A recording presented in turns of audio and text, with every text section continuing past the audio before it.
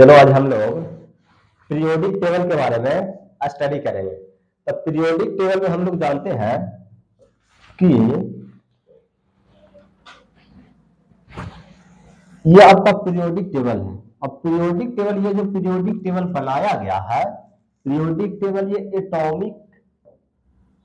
Atomic number के आधार पर बनाया गया है। एटॉमिक नंबर के आधार पर, यानी परमाणु संख्या के आधार पे ये आपका पीरियोडिक टेबल बनाया गया है। अब पीरियोडिक टेबल जो होता है इसी में हम लोग स्टडी करते हैं। क्या करते हैं इसमें स्टडी? इसमें आपको यानी कि बोर्ड लेवल से रिलेटेड बहुत सा सवाल करते रहता है। क्या करता है, सीधा खाली बस ध्यान देना। इसमें पहला कहेगा कि इसमें पीरियड की संख्या कितना है, जिसको पीरियड मतलब होता है पीरियड को कहते हैं आवर्त।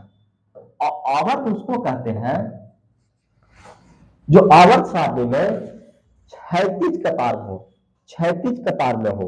तो क्षैतिज कतार में इसकी संख्या देखेंगे तो 1 2 3 4 5 6 7, यानी इसकी संख्या जो होता है से 7 होता है। तो हम कह सकते हैं कि पीरियड की संख्या कितनी होती है, तो 7 होती है। दूसरा, इसमें पूछता है ग्रुप, यानी आपको पूछता है ग्रुप। तो ग्रुप यानी किसी को हिंदी में कहते हैं वर्ग, और वर्ग को आप दूसरा नाम समूह भी कहते हैं। तो कभी कभी आपको कहेगा कि पीरियोडिक टेबल में ग्रुप यानी वर्ग की संख्या यानी समूह की संख्या कितना होता है। तो इसमें गिनती करना होगा 1 2 3 4 5 6 7 8 9 10 11 12 13 14 15 16 17 18, यानी 18 होता है। समूह की संख्या जो होता है कितना होता है, 18। आप भी घर पे जाके गिन के देख सकते हो कि 18 आएगा इसका संख्या। अब ये आपको यानी कि वर्ग की संख्या यानी समूह की संख्या हो गया 18। ये पीरियोडिक टेबल जो है से बनाए कौन है? पीरियोडिक टेबल जो है से बनाया कौन है? ये पीरियोडिक टेबल जो है से एटॉमिक नंबर पे बनाए हैं मोसले साहब। आपको ये भी सवाल पूछा है कि ये जो मॉडर्न पीरियोडिक टेबल है से कौन बनाए हैं? आप कहिएगा मोसले साहब ये पीरियोडिक टेबल का निर्माण किए हैं। किसके अनुसार? तो कहेंगे एटॉमिक नंबर के अनुसार, यानी परमाणु संख्या के आधार पे। परमाणु संख्या के आधार पे इन्होंने बनाए हैं पीरियोडिक टेबल को। अब इतना समझने के बाद आगे हम लोग देखते हैं इसी में। अब इसमें आपको सवाल ये करेगा कि इसमें जो होता है से पीरियोडिक टेबल में 3 प्रकार के तत्व पाए जाते हैं, एलिमेंट पाए जाते हैं। पहला जो पाया जाता है से मेटल, दूसरा नॉन मेटल और तीसरा मेटलॉइड। तो इसको हम ध्यान से स्टडी करेंगे। ये आपको जो बीच में बाउंड्री लाइन जो दिख रहा है, ये बाउंड्री लाइन जो होता है यही मेटलॉइड की संख्या होता है। और मेटलॉइड की संख्या जो होता है इसको गिनती करेगा तो इसकी संख्या जो होता है 7 होता है। और मेटलॉइड को हिंदी में कहते हैं उप धातु। और उप धातु का और इसको कहते हैं सेमी मेटल भी कहते हैं। इसको सेमी मेटल बहुत सवाल इससे पूछता है, कहेगा कि सेमी मेटल की संख्या कितने है, तो 7। उप धातु की संख्या कितनी है, तो 7। इसका और दूसरा नाम है अर्ध धातु। यानी इसकी भी संख्या पूछेगा तो कहेंगे 7। अब ध्यान देना कि हम पहचानेंगे कैसे कि यानी कि मेटल इसमें किधर है, मेटलॉइड किधर है और नॉन मेटल किधर है। तो जो हमको तो ये पता चल गया कि आपका मेटलॉइड है। अभी मेटलॉइड है तो मेटलॉइड के जो इधर जो भी साइड में इधर जो भी एलिमेंट दिख रहा है इस सबको कहेंगे कि मेटल है, सबको कहेंगे मेटल है। और यही लाइन के इधर जो भी आपको दिख रहा है इसी को कहते हैं नॉन मेटल है। नॉन मेटल जिसको कहते हैं अधातु है। नॉन मेटल मतलब अधातु है। तो आपको पता चल गया कि पीरियोडिक टेबल में जो बाउंड्री लाइन है तो बाउंड्री लाइन में संख्या इसकी होती है 7, जो चाहिए उप धातु है, यानी जिसको कहते हैं सेमी मेटल। आगे हम लोग देखेंगे इसी से रिलेटेड। अभी इसका थ्योरी भी आपको आगे मिल जाएगा, अभी खाली बस आगे देखते रहे।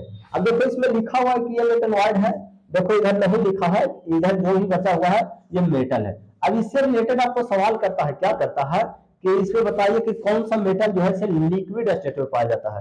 तो देखो यहाँ कहीं कि Hg होगा, Hg यानी कि जिसको कहते हैं पारा।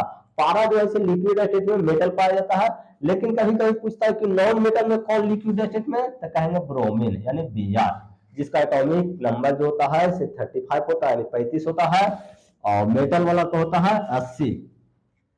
अच्छा, अब इसका आगे हम देखते हैं, तो आगे इसका कुछ थ्योरी जो है, थ्योरी हम लोग इसको स्टडी कर लेते हैं।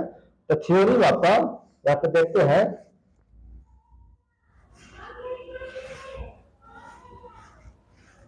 चलो यहां से आवर्त सारणी में वर्गीकृत सभी तत्वों की संख्या कितना है, तो कहेंगे 118। टोटल जो तत्व की संख्या जो है 118 एलिमेंट है। अंग्रेजी में कहते हैं एलिमेंट और हिंदी में कहते हैं तत्व, यानी कि टोटल एलिमेंट की संख्या तो क्या चीज में, तो उसको अरेंज किया गया है पीरियोडिक टेबल में। अब पीरियोडिक टेबल में किया गया है, इसकी संख्या जो है 118 है। आगे अब यानी कि 118 है, उसमें पाया क्या क्या जा रहा है, इसको रासायनिक गुण के आधार पर 3 प्रमुख वर्गों में विभाजित किया गया है। जैसे अभी कह रहे थे आवर्त सारणी के तत्व, तो आवर्त सारणी के तत्व पहला बताया कि ये धातु है, दूसरा अधातु है और एक उपधातु है। तीनों है, तो तीनों है तो यानी कि धातु को कहते हैं मेटल, अधातु को कहते हैं नॉन मेटल और मेटल वाइड कहते हैं उपधातु को।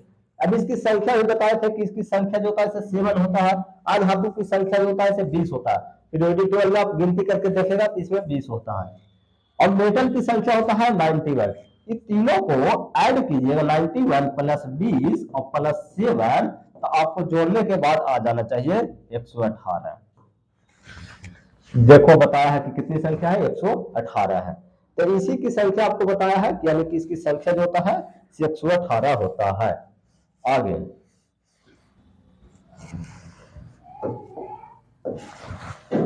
देखो धातु समानता, यानी कि पहला जो प्रॉपर्टी जो लिखा हुआ है इसे धातु का प्रॉपर्टी लिखा हुआ है। तो धातु समांतर समान ताप पर जो होता है सॉलिड स्टेट में पाया जाता है, यानी कि जिसको कहता है रूम टेम्परेचर। रूम टेम्परेचर मतलब रूम का जो टेम्परेचर होता है, याद रखना रूम का भी टेम्परेचर 27 डिग्री सेल्सियस, पहले तो 25 डिग्री सेल्सियस लेके चलते थे, लेकिन अब यानी कि अरेंज कर दिया गया 27 डिग्री सेल्सियस। ऐसे दोनों पूछता है 25 भी 27, दोनों में से जो रहेगा उसको क्लिक कर लेना। अब दोनों रहेगा तो उसको यानी कि आप कमेंट करके बताओ कि किसको क्लिक करना चाहते हैं। चलो देखो, अब यानी कि ये चमकदार होते हैं, मेटल जो होते हैं क्या होते हैं, चमकदार, चमकते रहते हैं, यानी शाइनी होते हैं, अंग्रेजी कहते हैं शाइनी। ये अधातवत नहीं होता है, इसको जब यानी कि हथौड़ा से पीट पाट कीजिएगा तो ये चादर की तरह फैल जाएगा, यानी फैलेगा। ये डक्टाइल होता है, डक्टाइल यानी कि वायर बनाया जा सकता है, तार बनाया जा सकता है। ये उष्मा और विद्युत का सुचालक होता है। सुचालक कहने का मतलब ये कंडक्ट करेगा, इलेक्ट्रिसिटी पास करेगा। आगे अब अधातु का हम लोग प्रॉपर्टी देखते हैं। अधातु किसको कहेंगे, तो अधातु कहेंगे वे पदार्थ जिनमें धात्विक गुण का अभाव है, उसमें क्या रहेगा, धातु का गुण नहीं पाया जाएगा। अब अधात्विक गुण नहीं पाया जाएगा, अधातु कहलाते हैं। अधातु भौतिक स्वरूप एवं रासायनिक स्वरूप दोनों आधारों पर धातुओं से भिन्न होते हैं। ये क्या होते हैं, भिन्न होते हैं, अलग होते हैं। आपको ये पीडीएफ में आपको मिल जाएगा ग्रुप में, ठीक है। अधातु समानता चमक विहीन, यानी कि चमक उसमें नहीं पाया जाता है, लेकिन कुछ अधातु ऐसा है जिसमें चमक पाया जाता है। जैसे में एक हो गया ग्रेफाइट, ग्रेफाइट के आप नाम सुने होंगे, ग्रेफाइट में चमक पाया जाता है। और एक आयोडीन, आयोडीन में भी चमक पाया जाता है। अच्छा, ये मुलायम होते हैं, मुलायम मतलब कि सॉफ्ट होते हैं, इसको देखिए आती है, मुलायम होते हैं। ये भंगुर हो जाता है, भंगुर कहे तो मतलब उस पर हथौड़ा मारिएगा तो भंगुर यानी कि चूर चूर हो जाएगा, ठीक है। जिसको भंगुर को अंग्रेजी में कहते हैं ब्रिटल। जिन्हें सरलता से तोड़कर एवं पीसकर बारीक चूर्ण बनाया जाता है। जैसे में कोयला देखा होगा, या तो सल्फर, जिसको सल्फर को कहते हैं गंधक, गंधक को कभी देखे होंगे तो उसको हथौड़ी से पीट के देखिएगा तो क्या हो जाएगा, चूर चूर हो जाता है। चलो आगे है, देखो ये कह रहा है कि ऐसे विशिष्ट तत्व जिनमें धातु तथा अधातु दोनों का गुण धर्म पाए जाते हैं उसे उपधातु कहते हैं। ये जो है आपका उपधातु है। ये क्या है? उपधातु है, जिसको कहते हैं मेटलॉइड है। मेटलॉइड उसी को कहते हैं जिसमें यानी कि मेटल और नॉन मेटल दोनों का प्रॉपर्टी पाया जाए, दोनों का गुण पाया जाए, उसी को नॉन मेटल कहते हैं। आगे, उपधातु वस्तुतः धातु और अधातु के मध्यवर्ती गुण यानी कि उसका बीच में उसका गुण प्रॉपर्टी पाया जाता है। उपधातु समानतः धातु के समान दिखाई तो देते हैं, परंतु इसकी प्रवृत्ति जो होता है धातु के समान होता है। दिखता है धातु के समान, लेकिन प्रवृत्ति जो इसका होता है धातु के समान होता है। चलो, अब यानी कि अधातु में आपको पढ़ा नहीं है कि अधातु किसको कहते हैं, लेकिन अब देखो यानी कि उपधातु की संख्या जो होता है 7 होता है। कौन कौन है? तो एक बोरॉन है, दूसरा सिलिकॉन है, जर्मेनियम है, आर्सेनिक है, एंटीमनी है, टेलोरियम है, पोलोनियम है। इसकी संख्या 7 होता है। ये आपको याद रखना है। इसका सिंबल याद रख लेना, यानी बोरॉन को बी से, सिलिकॉन को एस आई से, जर्मेनियम को जी से, आर्सेनिक के एएस से, एंटीमनी के एटी से। चल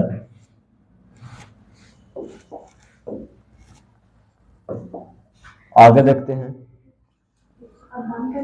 अब ये आपको यानी कि ये लास्ट है, यहीं पे देखेंगे। अब इसको पहचानने का नियम, मेटल, नॉन मेटल और मेटलॉइड को हम लोग पहचानेंगे कैसे? तो पहचानने का बहुत छोटा सा शॉर्ट ट्रिक है, यानी कि मेटल लास्ट में अगर एम लिखा रहे या तो आई यूएम आता है तो समझिए आप ये मेटल है। दूसरा नॉन मेटल, तो नॉन मेटल हम पहचानेंगे कैसे? तो नॉन मेटल पहचानने का नियम ये है, यानी अधातु को पहचानेंगे कैसे? या तो लास्ट में स आएगा, या तो र आएगा, या तो न आएगा। तीनों में से लास्ट में जो आएगा समझना कि क्या है, ये नॉन मेटल है। और आपको यानी कि उपधातु की संख्या, उपधातु जो है उपधातु की संख्या कैसे पहचाने में? तो इसमें 7 आप याद रखिएगा।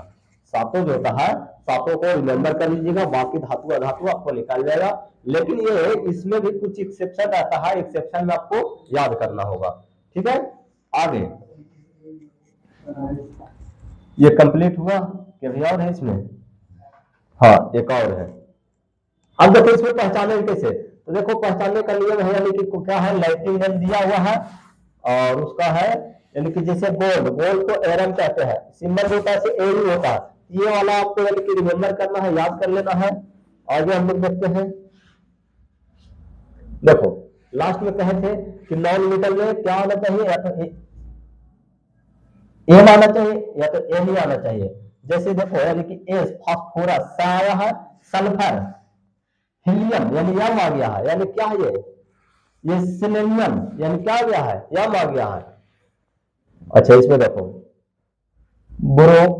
ब्रोमीन यानी एन आया है। अब इससे रिलेटेड आपको ये वाला पार्ट आप अपने से बनाइएगा, बाकी नेक्स्ट वीडियो में